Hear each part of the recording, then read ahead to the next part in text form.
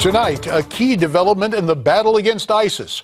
Turkey granting permission for American warplanes to use 2 Turkish air bases to attack the terror group in Syria.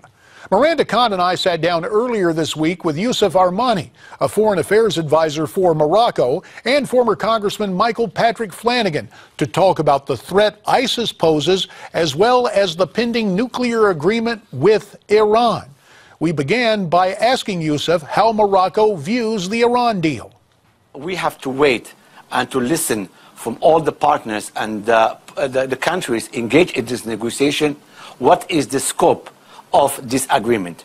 Does it tackle only the nuclear dimension, or there are other dimensions, and notably the political dimension? The most important for us today is how to bring peace and stability in the region, and to face the chaotic situation in Iraq and in Syria. And two, what we want is all the parties will implement fully and will implement with good faith the different dimension of this agreement. Michael, let me ask you, do you think that this will bring stability and peace, as the Obama administration hopes, to the region? No. I can say so definitively.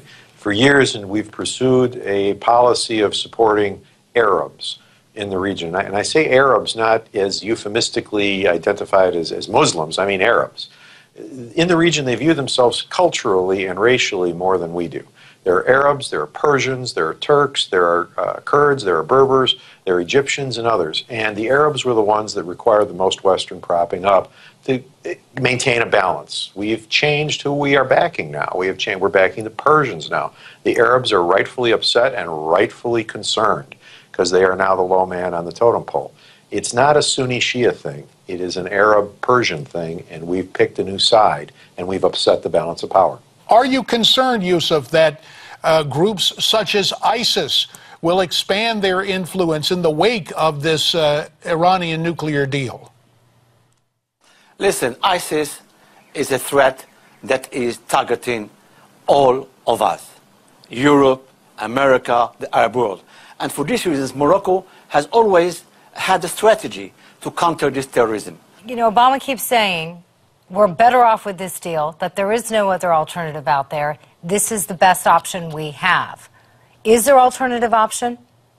Sure. We can go back to the way we've worked forever, and that's supporting the kingdoms of Saudi Arabia, Jordan, trying to free Iraq, and trying to do what Youssef just very accurately described as the Bush doctrine, to breed democracy and economic health to a region that needs it, help getting it themselves from the outside.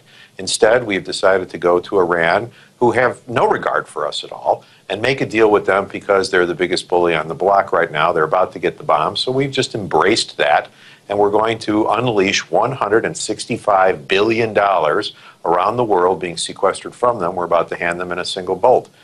There's huge problems with doing this. And the president has given us a typical Chicagoan answer to this. My way or the highway. My way or war. My way or it's going to be disaster. It's none of those things. His way is disaster. His way will inextricably lead to a war. Do you believe ratification of this deal emboldens Iran? Listen, His Majesty King Mohammed VI had an initiative in order to train imams for Africa. We need to show to the world that Islam is compatible with democracy. Islam is compatible with the human rights. And that's why we have this strategy of deepening democracy and training imams, preachers in the region. Now, if there's any positive that comes out of this Iran nuclear deal, we may find it at the gas pump. Morgan Thompson has our report. Thanks, JD.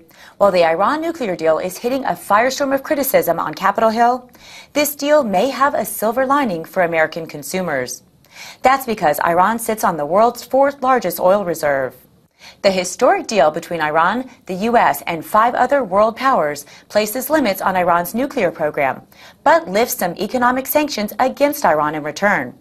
That opens the door for their oil to be sold in the U.S. for the first time since 1995. Iran could add more than 500,000 barrels of oil a day to worldwide markets, and some experts think that could lead to gas prices dropping to $2 a gallon by next winter. But even without this agreement, gas prices in the U.S. have been relatively low. According to AAA, the current average for a gallon of regular gas is $2.78. Compare this with 2008 and 2012, when gas prices were around $4 a gallon. Some reasons for the price decline? The U.S. has increased its domestic crude oil production. Many Americans became fuel conscious as gas prices rose and changed their driving habits. More fuel-efficient cars are on the road, and a surplus of oil in the global markets. But whatever the outcome, JD, it appears that thanks to higher production and less consumption, Americans will be enjoying lower fuel costs for at least the near future. Morgan, we thank you very much for that report. I'm still a little skeptical of the nuclear deal, however. Newsmax Prime will return right after this.